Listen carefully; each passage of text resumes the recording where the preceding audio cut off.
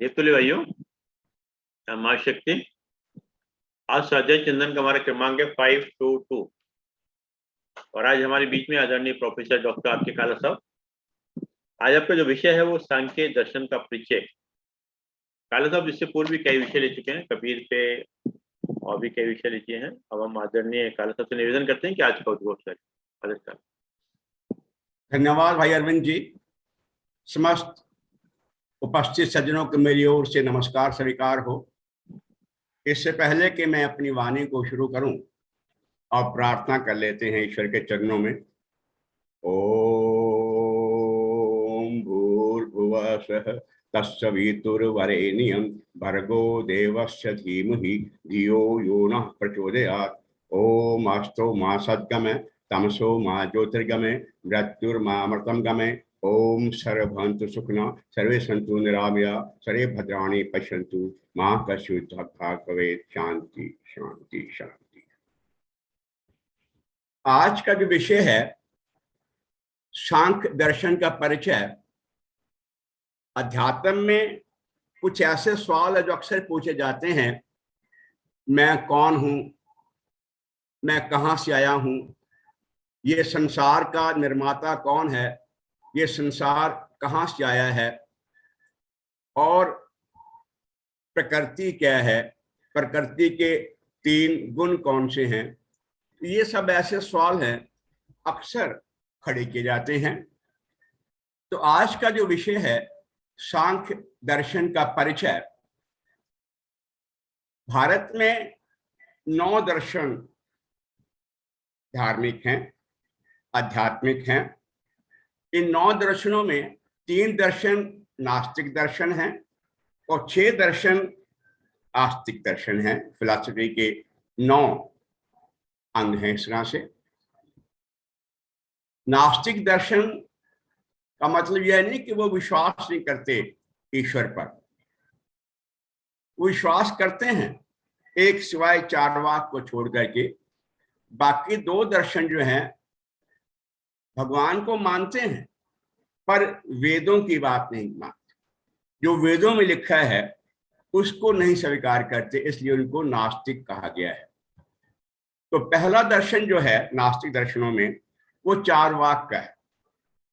चारवाक का यह मानना था, बिल्कुल शरीर को उन्होंने सब कुछ मान लिया, आत्मा नाम की कोई चीज नहीं।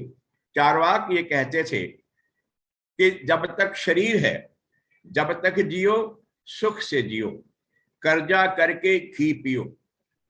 कि जब तक ये शरीर है तब तक जैसे भी हो सके इसको आराम से बिताओ। नहीं मिलता अपना पैसा तो कर्जा ले लो। कोई बाद में किसी ने आना जाना नहीं है, ना शरीर दोबारा होता है, ना कोई कर्जा उतारना होता है, ना कोई कर्म फल होता है। बस यही जीवन अंतिम जीवन है, इसके आगे कुछ नहीं। ये चारवाक दर्शन है। इसको मानने वाले लोग थे, लेकिन अब आपको इसकी एक्सेप्टेंस कम मिलेगी। हालांकि कुछ लोग संसार में ऐसे जो केवल तन के तल पर जीते हैं, केवल अपने आप को शरीर मानते हैं। इसके बाद बौद्ध दर्शन। बौद्ध दर्शन जो है, जब भारतीय वेदों का कर्मकांडों ने, ब्राह्मणों ने, कुछ उनकी गलत परंपराओं ने विरोध शुरू कर दिया, जिसमें इन्होंने कर्मकांड के नाम पर लोगों को लूटना शुरू कर दिया, यज्ञ तप के नाम से, दान के नाम से लोगों को लूटना शुरू कर दिया। तो लोगों का विश्वास उधर से हटना शुरू हो गया। और उसके बाद लोग जो हैं दूसरे संस्कृत में थे वेद हमारे, तो बौद्ध दर्शन की ओर लोग मुड़ना शुरू हो गए। क्योंकि बौद्ध दर्शन जो है यह मानता है कि मानवतावादी है, मानव को इम्पोर्टेंस देता है और ये कहता है कि दुख है पर दुख का सॉल्व करने का तरीका भी है। दुख है, दुख का कारण भी है, और इस दुख को दूर करने का कारण भी है, हमें तरीका भी है, और उसको अपनाना चाहिए। मानवतावादी इस वजह से, चूंकि ये कहता है कि जो आपसे बड़े मनुष्य हैं उनसे जलन नहीं करो, द्वेष नहीं करो, जो आपके बराबर हैं उनकी मदद करो, जो आपसे नीचे हैं उनकी सहायता करो। इस तरह से ये बौद्ध दर्शन बहुत फैला। लेकिन उसके बाद ऐसा ही जैन दर्शन इसी के साथ साथ पैदल उठा, और जैन दर्शन ये मानता है, जिसके 24 तीर्थंकर हैं और अंतिम 2 हैं पार्श्वनाथ जी और महावीर स्वामी। इनका मानना है कि आत्मा एक नहीं, अनेक आत्माएं हैं, और अनेक आत्माएं जो है, हर आत्मा को ईश्वर बनने का, परमात्मा बनने का अधिकार है। परमात्मा तक वो पहुंच सकते हैं, परमात्मा बन सकते हैं। खैर, ये 3 दर्शन अलग है। बाकी जो आस्तिक दर्शन हैं, उन आस्तिक दर्शन में 6 दर्शन हैं। सबसे पहले पूर्व मीमांसा। पूर्व मीमांसा है जैमिनी का, जिसमें कर्मकांड पर जोर दिया जाता है। और इस पूर्व मीमांसा के बाद दूसरा है न्याय दर्शन, ऋषि गौतम का। न्याय दर्शन भी न्याय की बात करता है, हर कर्म जो है, हर कर्म का फल रहेगा, और अगर कहीं पर फल मिलने में कमी रह गई है तो ईश्वर आपके या तो पुण्यों में कमी करेगा या आपको पापों को बढ़ाएगा। तो न्याय दर्शन अपनी जगह पे है, आस्तिक दर्शन है। इससे जुड़ा हुआ है वैशेषिक दर्शन। न्याय और वैशेषिक का जोड़ा है, और वैशेषिक दर्शन जो है ऋषि कनाद का दिया हुआ है। और ये 9 तत्वों को मानता है कि 4 तत्व जो हैं वो आकाश को नहीं मानते तत्व, वायु शुरू करके, वायु, अग्नि, जल, पृथ्वी, 4 ये हैं। उसके बाद आत्मा, मन, स्पेस और प्रस्तुति, देश, ये इस तरह से 9 तत्व मानते हैं। खैर, इसके आगे 2 दर्शन जो और हैं, और वो हैं सांख्य।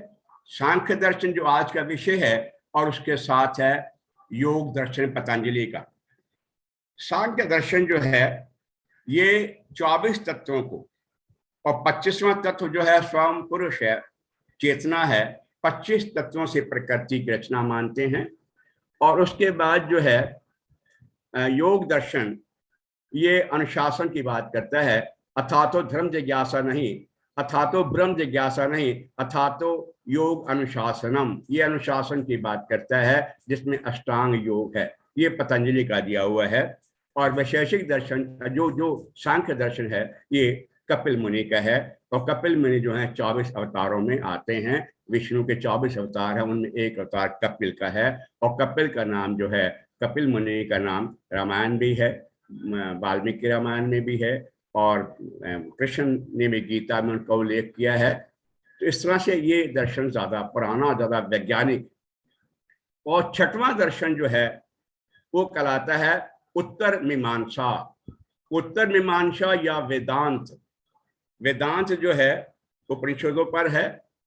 जो वेदांत है उसका मतलब ही उपनिषद है। उपनिषद नाम वेदों का है। तो ये 6 दर्शन आस्तिक हैं, और 3 दर्शन उधर नास्तिक थे, इंक्लूडिंग चारवाक। अब आज का जो विषय है वो है सांख्य दर्शन। सांख्य दर्शन इस सवाल का जवाब देता है कि सृष्टि की रचना कैसे हुई। सांख्य ये मानता है कि सृष्टि की रचना नहीं हुई, सृष्टि का विकास हुआ है, क्रिएशन नहीं हुआ, इवोल्यूशन हुआ है। और इवोल्यूशन जिस तरह डार्विन मानता था, ऐसे इनका मानना यह है कि इसका इवोल्यूशन हुआ है। हालांकि वेदांत ये मानता है कि एक सत्ता है ईश्वर, एक सत्ता है ब्रह्म। ब्रह्म ने सोचा कि मनुष्यों के कर्म फल का भुगतान करने के लिए मैं लोगों की रचना करूं। ऐत्रेय उपनिषद कह रहा है वेदांत में, लोगों की रचना करूं, लोगों की रचना करूं। तो ईश्वर ने मरीचि, अंभ, मर और जल, ये 4 लोग बनाए अपने आप से। प्रश्न, ईश्वर ही करता है, ईश्वर ही बनाता है, ईश्वर ने अपने आप से बनाए। ऐसे ही तैत्तिरीय उपनिषद कहता है कि ईश्वर ने संकल्प किया मैं एक से अनेक हो जाऊं। ये विचार किया, ईश्वर सत्य संकल्प है, बस संकल्प किया, हो गया, संसार बन गया। तो ईश्वर ही संसार का निर्माता है, ईश्वर ही संसार की रचने वाला है, ये वेदांत का मानना है। पर सांख्य दर्शन ये कहता है कि नहीं, अगर संसार है तो उसके बनने का कोई कारण भी है। उपादान कारण है, जैसे मिट्टी है उपादान कारण है, उसका घड़ा बनाने वाला कुम्हार निमित्त कारण है। तो सृष्टि जो है उपादान कारण से और निमित्त कारण से बनी है। उपादान और निमित्त के बिना जगत की रचना नहीं, जगत नहीं सामने आ सकता। अब इसमें हालांकि कुछ ऐसे भी हमारे यहाँ दर्शन है जो कहते हैं भगवान ने 7 दिन में सृष्टि बनाई और जाके तख्त पे विराज गया, लेकिन सांख्य दर्शन का मानना है सृष्टि बनी नहीं, विकसित हुई है। क्योंकि विकसित होने का मतलब होता है कि जो कुछ उपादान है, जो उसका स्वरूप है, वही स्वरूप क्रिएशन का वही उसका होगा जो उसमें से निकल करके आया है। यानी जो कार्य कारण सिद्धांत है, कारण है और कार्य है, और जो कारण है वो प्रकृति है, और प्रकृति के जो 3 गुण हैं सत्व रज तम, जितने भी संसार में पदार्थ हुए हैं उन सब में कम ज्यादा तीनों गुण हैं। क्योंकि कारण में जब तीनों गुण है तो कारण ही जैसा है वैसा ही कार्य होगा, कार्य उससे अलग नहीं हो सकता। जो गुण कारण में है वो कार्य में आएंगे, और इसके लिए इन्होंने सत्य कार्यवाद, असत्य कार्यवाद नहीं, क्योंकि जो असत्य है वो आगे नहीं चल सकता, केवल सत्य ही आगे चलता है। तो सत्य कार्य कारण सिद्धांत का नाम सांख्य में जो दिया गया वो सत्य कार्यवाद दिया गया। और सत्य कार्यवाद ये कहता है कि एक्स नीलो नील फिट, 0 में से 0 उत्पन्न होती है, जहां कुछ है ही नहीं वहां निकलेगा क्या। एक दफा एक लेडी बोली कि मुझे रात को सपने में जिन मैंने बस में कर लिया है, और जिन बोला मेरे आका तुम जो मांगो मिलेगा। तो जिन से मैंने कहा मिलेगा, उसने कहा हाँ मिलेगा। तो जिन से मैंने कहा कि मेरे पति की जो बुद्धि है वो 100 गुना हो जाए, जो इस वक्त है वो 100 गुना हो जाए। तो जिन बोला कि जो 0 है उसमें 100 बार गुना करो तो 1000 बार करो, वो 0 ही रहे। तो जहां कुछ है ही नहीं वहां निकलेगा क्या। अगर कोई बालू में से तेल निकालना चाहे थोड़े निकल जाए, कोई अगर आसमान में से तारा तोड़ के लाना चाहेगा, होते हैं, लेकिन जो असंभव काम है वो भगवान भी नहीं कर सकता।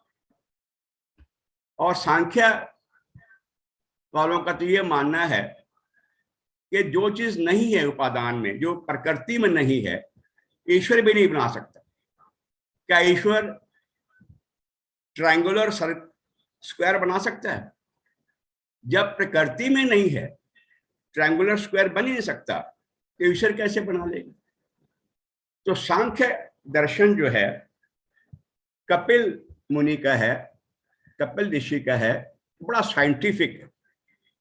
कपिल मुनि का जो लिखा गया दर्शन था उसका नाम था कपिल सूत्र, पर कपिल सूत्र खो गया। कपिल सूत्र जो है समय बीतने के साथ साथ बड़ा पुराना दर्शन यह है, जब भगवान ने गीता में 5000 साल पहले, 5200 साल पहले लिखी, उसमें इसका वर्णन है कि मुनियों में कपिल मुनि हूं। और भागवत में वेदव्यास ने इसका जिक्र किया है, वाल्मीकि रामायण में इसका जिक्र है। तो इसका मतलब ये बहुत पुराना। तो जो कपिल सूत्र लिखा गया उसको खोजने के लिए कई फिलोसोफर्स ने कोशिश की, बहुत कुछ खोजा, कई मंत्र खोजे, मिले। अंत में जो प्रमाणिक है, जो ऑथेंटिक है, वो ईश्वर कृष्ण फिलोसोफर है।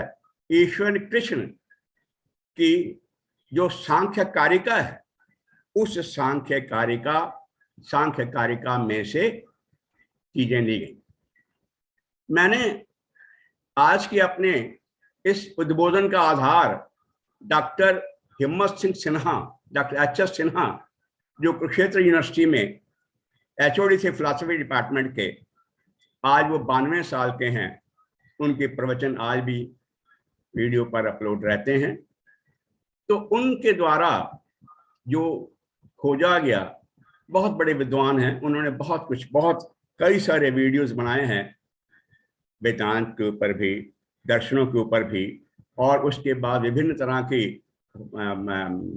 यूनान में, चूंकि ये माना जाता है यूनान संसार में एक ऐसी जगह है जहां पर सबसे ज्यादा फिलासफर ऊंचे दर्जे के हुए हैं, पर जितनी खोज फिलासफी के फील्ड में हिंदुस्तान के अंदर हुई है, अब लोग मानते हैं कि जितना भारत में इस पर खोज हुई है अध्यात्म के क्षेत्र में, दर्शन के, फिलासफी के क्षेत्र में, उतनी कहीं नहीं।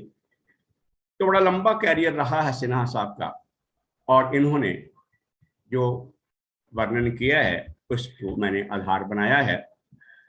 तो ईश्वर कृष्ण ने जो सांख्य कारिका लिखी है, उस सांख्य कारिका में इन्होंने कहा कि संसार की रचना नहीं हुई, संसार का एवोल्यूशन हुआ है।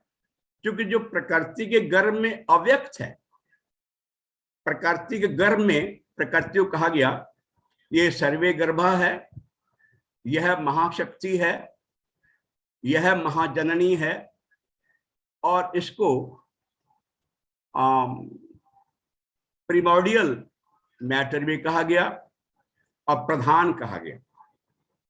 प्रकृति कोई वस्तु नहीं है जो हम आज के एज में देखते हैं। प्रकृति पहाड़ हैं, नदियां हैं, नाले हैं, दरिया हैं, ये प्रकृति नहीं। प्रकृति शब्द के दो हिस्से हैं, परा और कृति। परा मैंने पहले, कृति मैंने निर्माण। निर्माण से पहले जो असली प्रकृति, मूल प्रकृति में, मूल प्रकृति का जो नाम है वो अव्यक्त प्रकृति है। अव्यक्त प्रकृति 3 गुणों की साम्य अवस्था है, इक्विलिब्रियम है। कोई गुण किसी पर हावी नहीं है, कोई गुण किसी पर छाता नहीं है, तीनों गुण अपने साम्य अवस्था में हैं। और सत्वगुण जो सफेद के नाम से है, जो प्रकाश को ग्रहण करता है। रजोगुण जो चंचल है, कार्यशील है, उसको लाल रंग से कहा गया। और जो तमोगुण है, जो आलस्य है, जो अंधकार है, उसको तमोगुण के नाम से कहा गया। तो तीनों गुणों की जो इक्विलिब्रियम है, तीनों गुणों की जो साम्य अवस्था है, जो साम्य अवस्था है जिसमें तीनों गुण अपने आप में आइडल पड़े हुए हैं, वो तीनों गुणों का जो साम्य है, इक्विलिब्रियम है, उसको हम मूल प्रकृति कहते हैं। मूल प्रकृति जो है वो अंधी है, इस सेंस में कि उसके पास आंखें नहीं।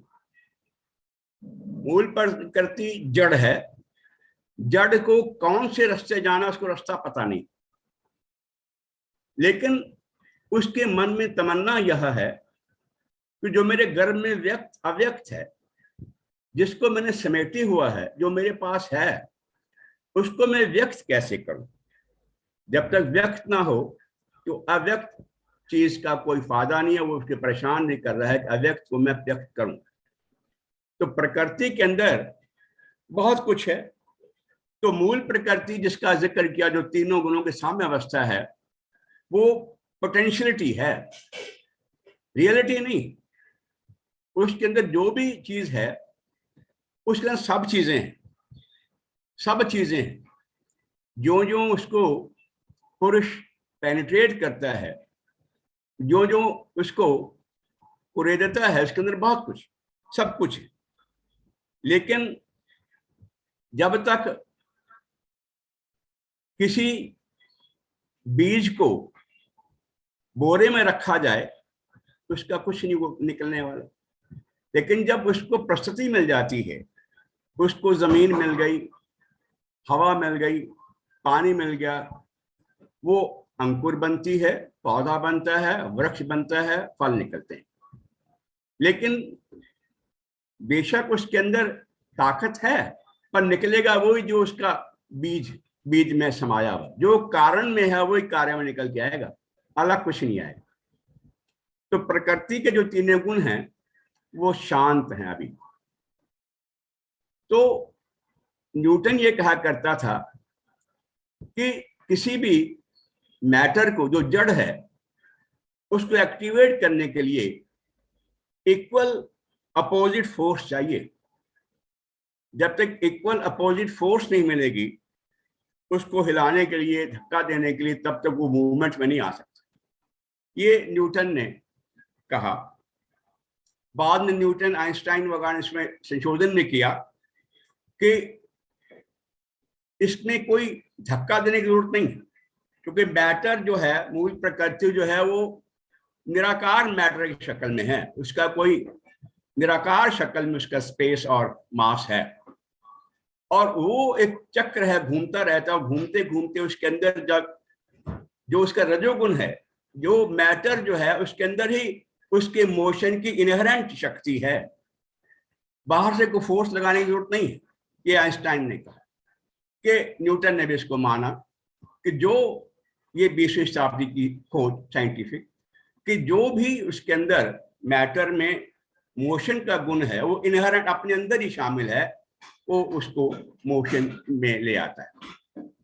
तो प्रकृति के जो तीनों गुण हैं, जो प्रकृति के सम अवस्था है, जिसके अंदर गर्भांतर में सब कुछ है, वो चाहती है इसको व्यक्त करो। अपोजिट फोर्स की जरूरत पड़ी तो सांख्य दर्शन कहता है इक्वल फोर्स इसके अपोजिट पुरुष। इधर प्रकृति है, उधर पुरुष। पुरुष चेतन, प्योर प्रकाश, पर उस प्रकाश के पास पैर नहीं, वो चल नहीं सकता। और प्रकृति के पास आंखें नहीं हैं। पुरुष भी चाहता है अगर मैं चेतन हूं तो मेरी चेतना क्या कर सकती है, मैं कम से कम जानूं तो सही। चेतना के मन में, कॉन्शियसनेस के मन में भी ये विचार आया कि मैं जानूं मैं क्या कर सकता हूं। उसकी जो ये प्रवृत्ति थी, इसे कहते हैं इंटेंशनलिटी ऑफ द कॉन्शियसनेस। जो कॉन्शियसनेस, चेतना जो है, उसके अंदर इंटेंशन है। चेतना में इंटेंशन है कि मैं जानूं मैं क्या कर सकता हूं।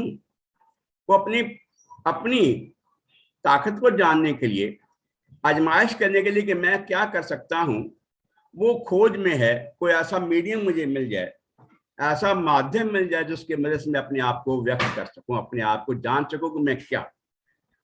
इधर चेतना अपनी जगह पे परेशान है कि वैसे अब कैसे अपने आप को जानूं मैं क्या कर सकता हूं। उसकी इंटेंशन यह है कि मैं जानूं मेरे अंदर क्या ताकत है। उधर प्रकृति परेशान है कि मेरे पास जो कुछ है मैं वो निकालूं। दोनों की आपस में जो खोज है, दोनों की जो तड़प है, वो दोनों को मिला देती। दोनों में समझौता हो जाता है कि हम दोनों मिल जाएं। लेकिन पुरुष कहता है मैं तो लंगड़ा हूं, वो कहती है मैं अंधी हूं, प्रकृति अंधी है।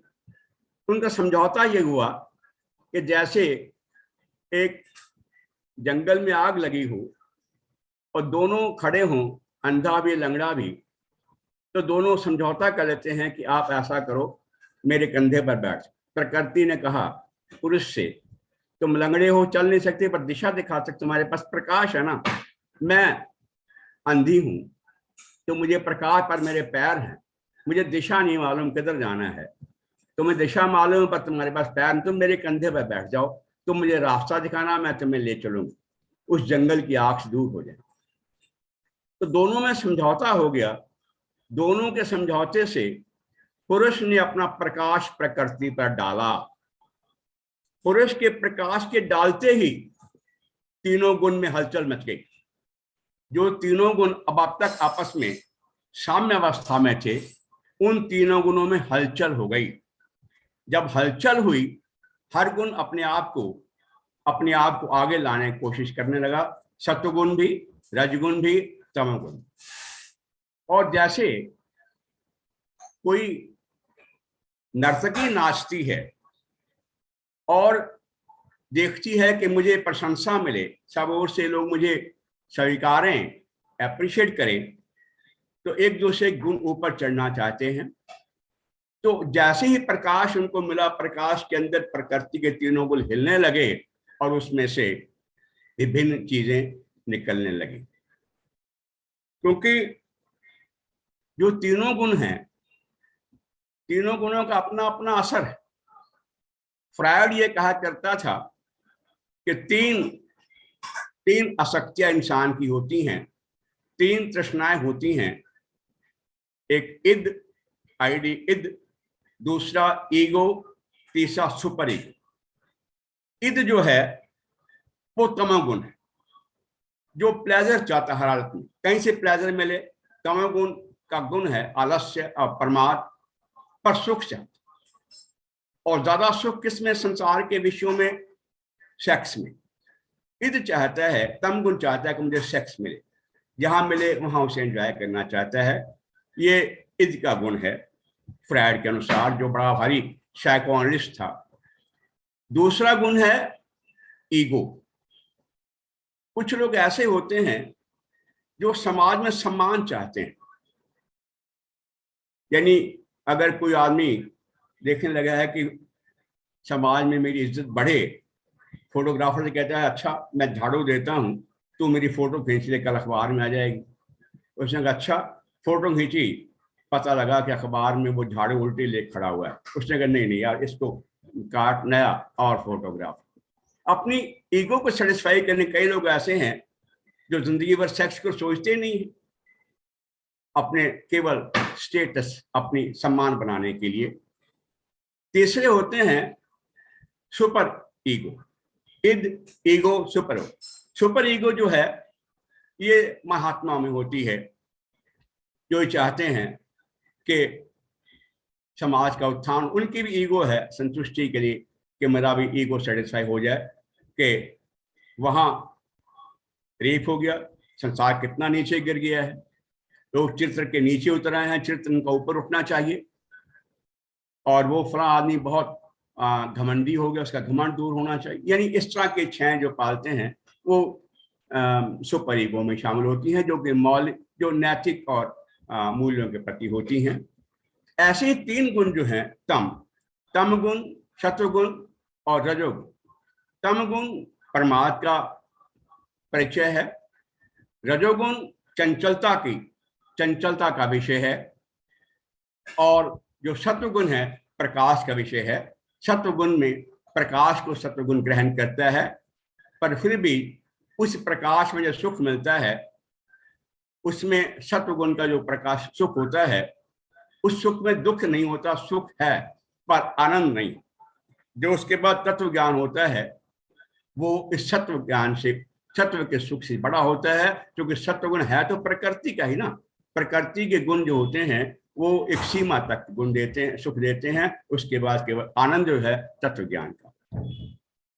तो तीनों जो हैं, तीनों गुण मिलकर के पुरुष को आकर्षित करते हैं, और पुरुष जो है फिर प्रकृति को जब पेनिट्रेट करता है, उसको प्रकाशित करता है।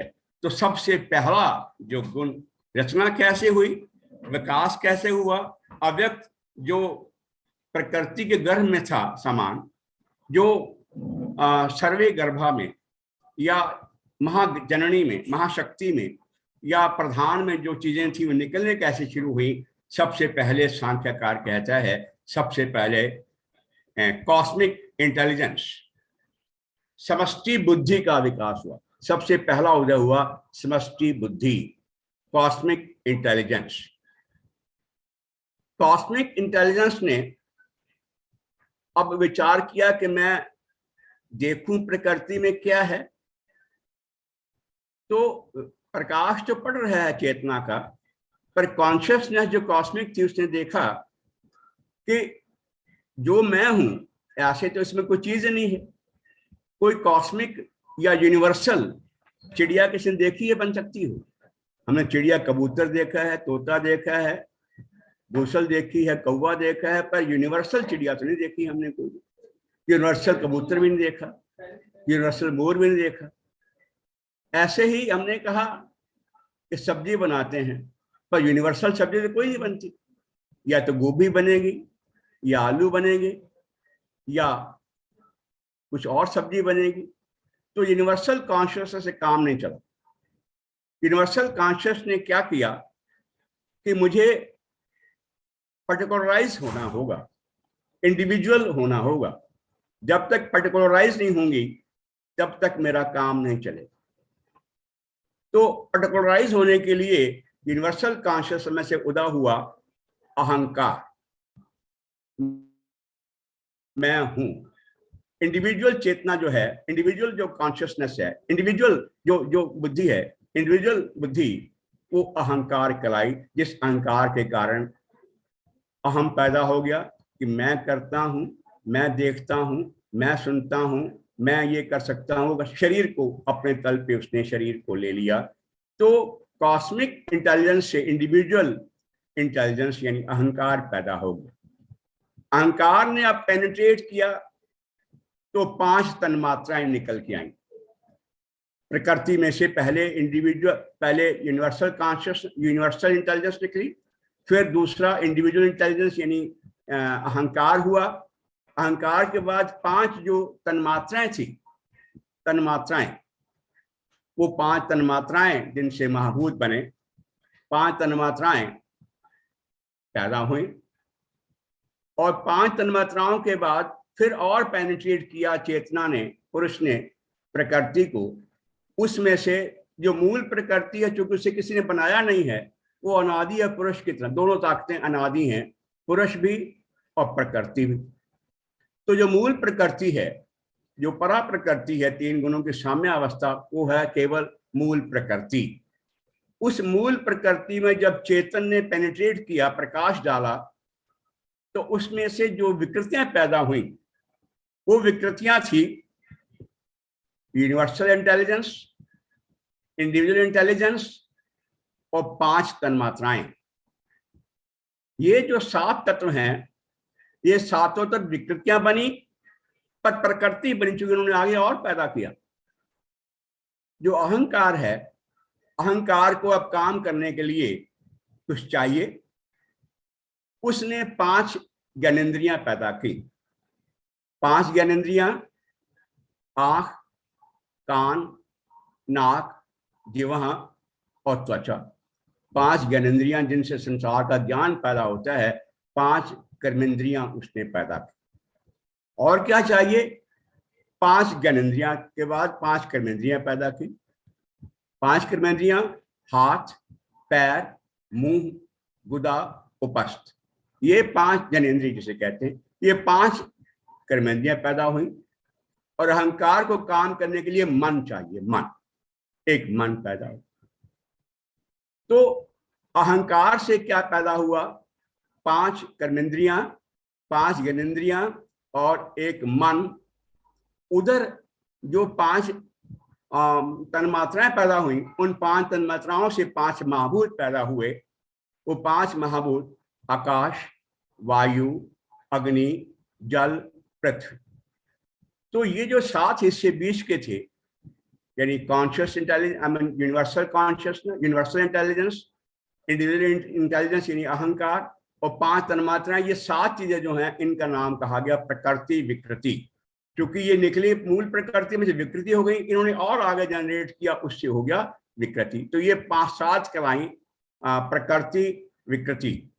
उसके बाद जो नीचे फिर निकल के आए इनमें से 5 ज्ञानेंद्रियां, 5 कर्मेंद्रियां, मन और 5 महाभूत, ये 16 तत्व जो हैं, ये 16 तत्व कराए। इन पर तम छा गया, क्योंकि जिस वक्त पांचों महाभूत पैदा हो गए तो इन पर तम छा गया। फिर इसके आगे कोई विकृति नहीं हुई।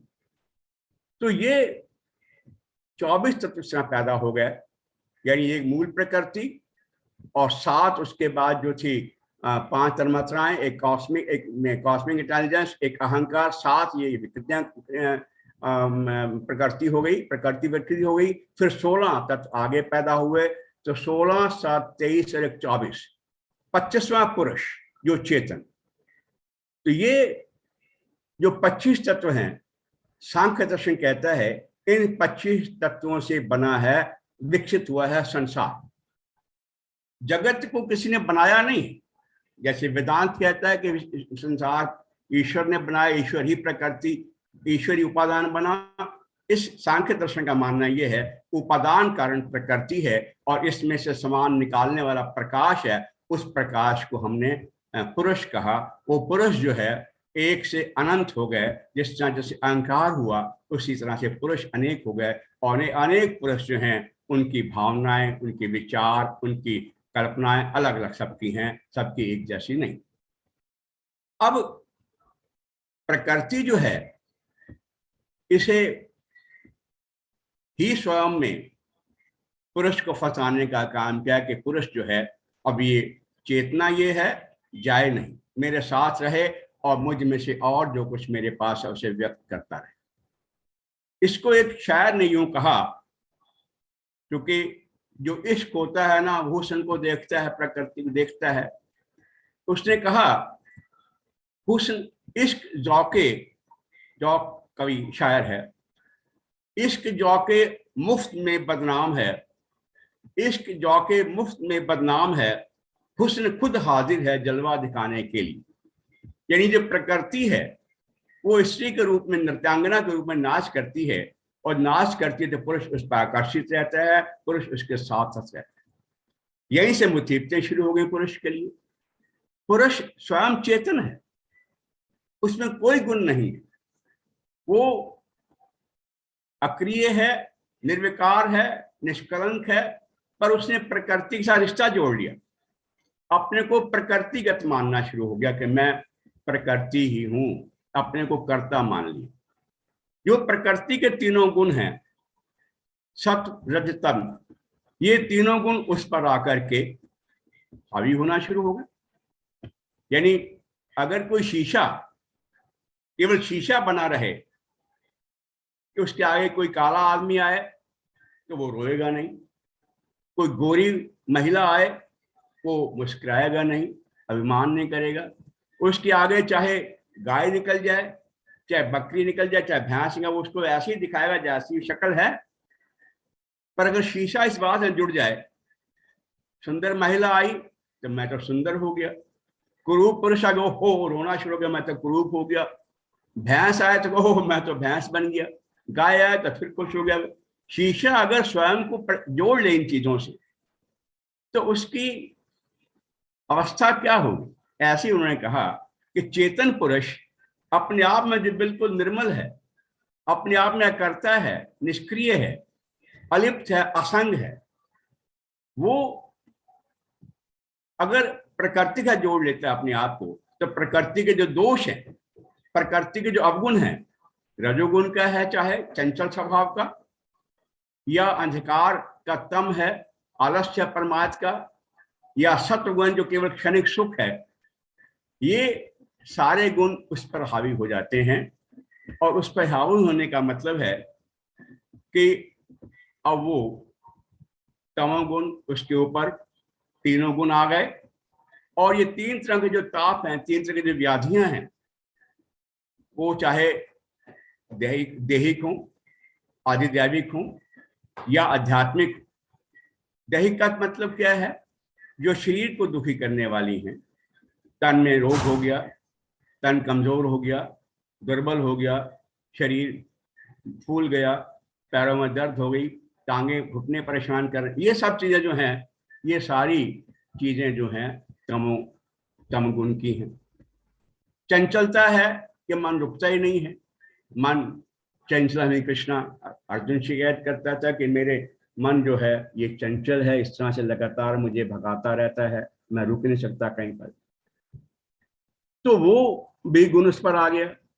दैविक आपदाएं, जैसे इंद्र ने बहुत भारी वर्षा कर दी या वर्षा की नहीं, अति वर्षा हो गई, या अकाल आ गया, या सूरज ने बहुत गर्मी दी, लू में कई लोग तप के मर गए, कई ठंडी बहुत कर दी चंद्रमा ने, सूर्य निकला ही नहीं, कहते बारिश बहुत। यानी जो इंद्र द्वारा, सूर्य द्वारा कई जो देवों द्वारा दी गई तकलीफें हैं वो दैविक हो गए। आध्यात्मिक दुख जो आत्मा तक को नुकसान कर जाते हैं कि संसार में बड़ा करप्शन है, संसार में बहुत व्याभिचार है, संसार बहुत पतन में जा रहा है, ये सारे जो अवगुण हैं ये रजोगुण के विकार है। तो ये सत्वगुण के विकार है। तो सारी मतलब तीनों तरह की उपाधियां जो हैं ये उपाधियां शरीर के साथ लग जाती हैं। तो अगर प्रकृति से ये रिश्ता ना रखे, यही सवाल उठा कभी कभी, अब पुरुष को अपने आप में लगा कि मैं मुक्त कैसे हूं, मैं तो प्रकृति के चंगुल में फंस गया हूं, प्रकृति को मैंने अपने ऊपर ओढ़ लिया है। अब प्रकृति जो है वो मुझे नया नया रूप दिखाती है और मैं इसके साथ लग गया हूं, मैं अलग हो नहीं सकता। उसे मोक्ष कैसे मिले? उधर प्रकृति कह रही है कि मैं बहुत समय से अव्यक्त हो गई हूं, मुझ पर बड़ा बोझ आ गया है, मैं लगातार परेशान हूं। वो भी चाहती है कि मैं अपने आप में शांत हूं। तो इसके लिए फिर एक समझौता हुआ कि जैसे हम मिले हैं ऐसे अलग भी हो जाएं। पुरुष ने, श्री कृष्ण गीता में कहते हैं कि मेरा ही अंश है, मैं वंशो जीव लोके जीव भूत सनातना। ये जो मनुष्य है, ये जो आत्मा है, ये मेरा ही अंश है, लेकिन इसने मन रूपी छठी इंद्री से संसार को अपनी ओर खींच लिया है। मन शस्त्राणी इंद्रियाणी प्रकृति कष्टी, यानी ये प्रकृति को अपनी ओर खींचता है। और जब प्रकृति को स्वयं इसने अपने साथ जोड़ा है, कोई आदमी कहे साहब मुझे पेड़ नहीं छोड़ता, पेड़ तो छोड़ता है पर स्वयं उसको छोड़ना नहीं चाहता। सत्संग में आया करो, मैं सत्संग नहीं आ सकता तो काम ज्यादा है, तो कामों का लोड तो स्वयं ने डाला है ना।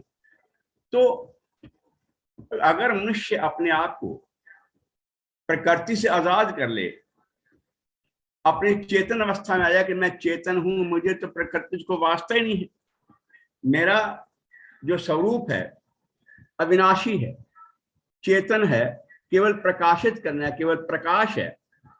और मेरा जो शरीर है इसका गुण अविनाशी है, मेरा तन मन इंद्रियां बुद्धि जो कुछ है अविनाशी है, विनाशशील है, आज नहीं तो कल जाएगा ही जाएगा। मेरा नित्य योग तो परमात्मा से है, जो मेरा अंशी है, नित्य योग तो मेरा उसके साथ है, चाहे मानूं चाहे ना मानूं। लेकिन जो मैंने रिश्ता संसार से जोड़ लिया है, ये मेरा संबंध संसार से जो है, ये नित्य नित्य क्षय में जा रहा है, नित्य घटता चला जा रहा है। क्योंकि जो जो जीवन है, तन है, वो लगातार घट रहा है। रिश्ते नाते एक समय के बाद सारे खत्म हो जाएंगे, तब तक है जब तक मेरा शरीर है, मेरा भाई, मेरे बेटे, मेरी पत्नी, मेरे बच्चे, मेरे रिश्तेदार, सब तब तक जब तक मेरा तन है। और तन विनाशी है, एक दिन जाएगा। तो मेरा असल जो संबंध है, नित्य संबंध, तो मेरा चेतना से है ना। जब प्रकृति ये महसूस, जब ये पुरुष महसूस करता है कि मैंने स्वयं प्रकृति से रिश्ता बनाया है, तो प्रकृति से अलग मैं हो जाऊं, रिश्ता तोड़ लूं, तो मैं स्वयं चेतन और चेतना अवस्था में आ जाऊं, मैं अपनी अवस्था में रह जाऊं। यही जो ज्ञानी होता है वो आत्मस्थ रहता है, अपने स्वभाव में स्थित रहता है, अपने स्वरूप में स्थित रहता है। परिणाम ये होता है कि वो अपने आप में मस्त, अपने आप में खुश है और संसारी पदार्थों से, रिश्तों से, संसार में रहता है, जिम्मेवारियां पूरी करता है, उत्तरदायित्व भी निभाता है, पर संसार से अलग रहता है। तो अगर पुरुष इसको छोड़े, फिर समझौता, प्रकृति भी दुखी है कि मैं बहुत अरसे से अव्यक्त से व्यक्त हो गई हूँ, दोनों फिर समझौता कर लें कि ये जो तापों रूपी आग लगी है, तीनों तरह के ताप हमें दुखी कर रहे हैं, तो समझौता ये कर लें कि तुम प्रकाश हो, लंगड़े हो, मैं शक्तिशाली हूं, मेरे पास ताकत है, पर मेरे पास रास्ता नहीं दिखाने वाला। फिर मैं अब तुम्हें अपने कंधे बैठा लेती हूँ, तुम आगे चलो, रास्ता बताओ, मैं दोनों पैरों से चलती रहेंगी। परिणाम उसका ये होगा कि पुरुष अपने आप को पुरुष अवस्था में ले जाएगा, चेतन अवस्था में ले जाएगा, और प्रकृति अव्यक्त अवस्था में जाकर के वह जैसी मूल प्रकृति थी वैसी बन जाएगी। तो यह जो अवस्था है ये इतनी आसान नहीं, चूंकि एक दफा जब सुखों का आदमी दीवाना हो जाता है, क्योंकि जो अमी हलाहल मद भरे, अमी हलाहल मद भरे श्वेत श्याम रत्नारे, ये जो प्रकृति है इसके अंदर आंखों में लाली है, आंखें लाल हैं, मद के कारण चूर है और सुंदर है, और हलाहल है, रजोगुण में है, रागात्मक चलती फिरती है। तो ये जो इसके श्वेत श्याम और लाल रंग है, तीनों लगातार पुरुष को अपनी ओर खींचते रहते हैं। नर्तकी है जो नाचती रहती है, पुरुष खींचता रहता है। इस तरह से ये जो है, इनसे छूटना इतना आसान नहीं, कहना आसान है, लेकिन स्वयं को चेतना जानना, अपने स्वरूप में स्थित रहना और प्रकृति को जड़ मान के त्यागना, ज्ञानी यही करता है कि वो प्रकृति को त्यागता है, क्योंकि प्रकृति तो जड़ है, उसमें अपनी कोई भावना नहीं, कोई चेतना नहीं। लेकिन पुरुष चेतन है, अक्रिय है, ईश्वर का अंश है, और सारा स्वभाव उसका अपने आप में चेतना का है। अगर ऐसा हो जाए तो करेंगे कैसे? उसके लिए उन्होंने कहा कि अथ यानी धर्म की जिज्ञासा नहीं, अथ धर्म जिज्ञासा, अथ ब्रह्म जिज्ञासा, ये नहीं, अथ योग अनुशासनम, योग की शरण में जाना पड़े। दोनों का जोड़ा है, उधर न्याय वैशेषिक का, इधर सांख्य और योग का। जो सांख्य दर्शन है कपिल मुनि का, और जो दर्शन पतंजलि का योग दर्शन है, इन दोनों के साथ जोड़ा है कि योग में जाना पड़ेगा। योग अनुशासन में क्या करना होगा? अष्टांग योग लेना होगा, यम, नियम, आसन, प्राणायाम, प्रत्याहार, धारणा, ध्यान, समाधि। समाधि तक पहुंच के फिर पुरुष अपने को अलग कर सकता है कि मैं तन से, मन से, बुद्धि से, इंद्रियों से अलग हो गया हूं, इससे उसकी चेतना उसको आप वापस रहे। तो सांख्य दर्शन जो है एक साइंटिफिक दर्शन माना जाता है, और इसी के आधार पे जो यूनान के लोग थे उनका मानना ये था, क्योंकि वेस्टर्न जो फिलॉसफी है उसमें अरिस्टोटल का, प्लेटो का, सुकरात का जोर था, उनकी फिलॉसफी से लोग प्रभावित थे। इसीलिए कहा जाता है कि संसार में हर पांचवा आदमी क्रिश्चियन है और हर तीसरा आदमी इस्लाम में विश्वास करता है। तो भारतीय दर्शन जो था, भारतीय दर्शन में बड़ी भारी गहन शोध हुई हैं, और ऋषियों ने बहुत कुछ अपनी कृपा करके हमको दिया है। तो सांख्य दर्शन का ये मानना, खास करके सांख्य दर्शन, के संसार को बनाया नहीं किसी ने, संसार का विकास हुआ है। नंबर 2, विकास के लिए उपादान कारण बनी है प्रकृति और निमित्त कारण बना है पुरुष। जैसे घड़ा है, उसको बनाने के लिए निमित्त कुम्हार चाहिए, ऐसे ही निमित्त जो है वो प्रकाश बना है, चेतन बना है, पुरुष बना है, और आधार प्रकृति में। तीसरी बात कि जो चीज जहां नहीं है वहां से नहीं मिलेगी, शून्य में से शून्य पैदा होगा, और जो प्रकृति में अव्यक्त है उसके गर्भ में है, उसके अंदर है, वही निकल के बाहर आएगा, और कोई चीज नहीं आ सकती। तो इस तरह से ये कुछ बातें ऐसी हैं। और ये चौथा कि जो अपोजिट फोर्स है इक्वल, वो प्रकृति को, वही उस मैटर को आगे बढ़ा सकती है जो निराकार अवस्था में था। क्योंकि प्रकृति का ये साइंस का नियम है कि matter can neither be created nor be destroyed. ना तो मैटर को पैदा किया जा सकता है, ना मैटर को खत्म किया जा सकता है। आपने कोयला जलाया, गैस बन के ऊपर चली गई, राख बन के नीचे आ गई, खत्म नहीं हुआ, उसकी शेप बदल गई। तो उसकी जो यूटिलिटी कन्वर्जन है वो हो गया, लेकिन वो मैटर आइदर गैस में बदल जाएगी या सॉलिड में होगी या वो लिक्विड में हो जाएगी। मैटर को क्रिएट नहीं किया सकता, मैटर को खत्म नहीं किया जा सकता। तो ये जो प्रकृति गर्भ में है केवल वही सामने आ सकता है। इसके अलावा परमात्मा भी अपनी ओर से अगर चाहे कि ट्रायंगुलर स्क्वायर बनवा ले, ट्रायंगुलर सर्कल बना ले, वो संभव नहीं है, क्योंकि जो संभव नहीं है प्रकृति गर्भ में नहीं, वो कहाँ से निकाला है। तो सांख्य दर्शन का मानना यह है कि संसार का विकास जो है उपादान कारण से हुआ है, प्रकृति से हुआ है। उस प्रकृति का दोहन जो किया है, उस प्रकृति को जो पेनिट्रेट किया है पुरुष ने किया है, और पुरुष जो है चेतन है, और वो अनेक पुरुषों के रूप में, अहंकार के रूप में अनेक पुरुष भी हो जाते हैं, लेकिन प्रकृति जो है अपनी जगह पे स्थिर है, और प्रकृति जड़ है, इसमें कोई शक्ति नहीं है आगे अपने आप में कुछ निकालने की। जब तक पुरुष के साथ नहीं मिलती तब तक कुछ।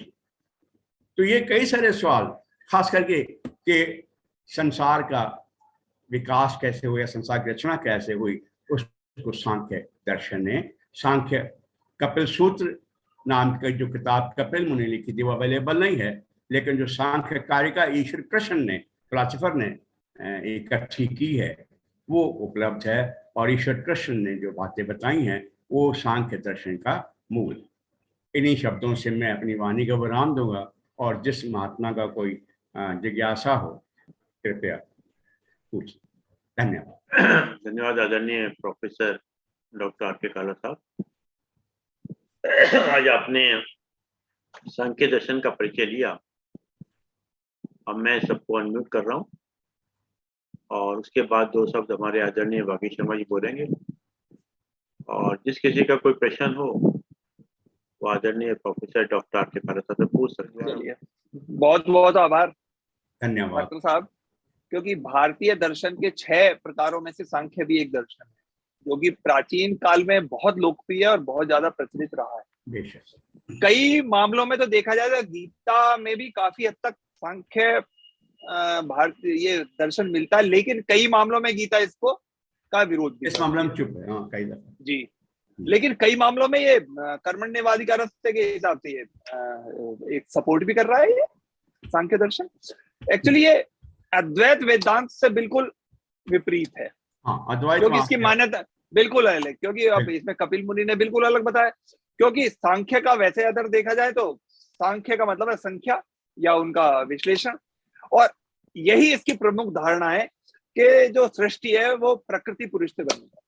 वैशेषिक में 9 तत्व लिए गए हैं, सांख्य में उनका 23 तत्व तो प्रकृति से होते हैं, 24 में खुद मूल प्रकृति और 25 पुरुष, 25 तत्वों से मतलब ये जगत का अभिव्यक्ति हुई। मतलब प्रकृति 5 महाभूतों से बनी हुई जड़ है, और पुरुष उसका जीवात्मा या चेतन। सीधे सीधे कहा जाए तो मतलब जो यदि शॉर्ट में कहा जाए तो यही है, प्रकृति तो 5 महाभूतों से बनी हुई फाउंडेशन बेस है, और पुरुष जो है वो जीवात्मा है, अतः उसका चेतन है। अच्छा, देखा जाए तो इस दर्शन में भगवान की सत्ता को चैलेंज भी किया गया है, क्योंकि योग शास्त्र माना है, इसे क्रिएटर माना ही नहीं, क्रिएशन करता नहीं है। किसी समय भारतीय संस्कृति में सांख्य दर्शन का स्थान ऊंचा था, लेकिन धीरे धीरे क्योंकि वैचारिक क्रांति चलती रही, आपस में वाद विवाद चलते रहे, और क्योंकि महाभारत काल ने तो यहाँ तक कहा है कि इस लोक में जो भी ज्ञान है वो सांख्य से आया है। वस्तुतः महाभारत में दार्शनिक विचारों की जो पृष्ठभूमि है उसमें सांख्य दर्शन बहुत ज्यादा है। और सांख्य कहां से आए, 5 तन्मात्राएं कहां से आई, बिल्कुल क्या है, ये सब बातें तो सांख्य ने बताई। जी।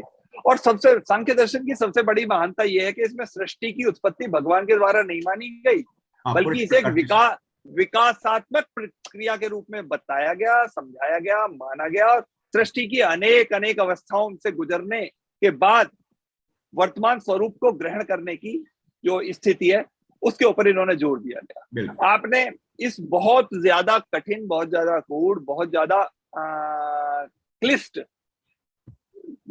जो सब्जेक्ट था, विषय वस्तु थी, इसको आपने काफी हद तक सुलझाने का, समझाने का, प्रस्तुत करने का आपका प्रयास रहा। आपको बहुत बहुत आभार। धन्यवाद आदरणीय वागी शर्मा जी। धन्यवाद आदरणीय प्रोफेसर डॉक्टर आर.के. काला साहब। आपने समय निकाल के समय दिया। और जैसा कि एक विचार के साथ और 3 बार ओम के साथ अपनी बात समाप्त करते हैं। आज का विचार, नम्रता से बोलना, हर एक का आदर करना, शुक्रिया अदा करना और माफी मांगना। ये 4 गुण जिस व्यक्ति के पास हैं वो सबके करीब और सबके लिए खास होता है। श्रेष्ठता जन्म से नहीं आती, श्रेष्ठता जन्म से नहीं आती, गुणों के कारण निर्मित होती है। दूध, दही, छाछ, घी सब एक ही कुल के होते हुए भी सबके मूल्य अलग अलग होते हैं। बिल्कुल सत्य। सब सब सब एक ही कुल के होते हुए भी सबके मूल्य अलग अलग होते हैं। आइए 3 बार उनका उच्चारण करते हैं।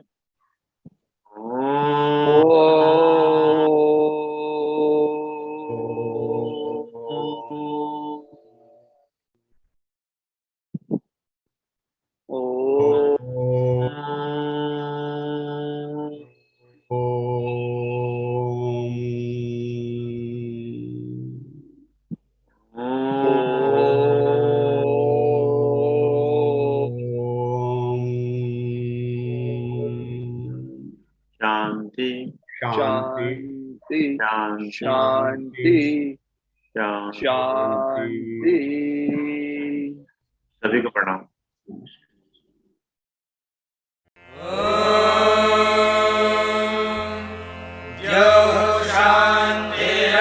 शान्तिरन्तरिक्षं शान्तिः पृथिवी शान्तिरापः शान्तिरोषधयः शान्तिः वनस्पतयः शान्तिर्विश्वे देवाः शान्तिर्ब्रह्म शान्तिः सर्वं शान्तिः शान्तिरेव शान्तिः सा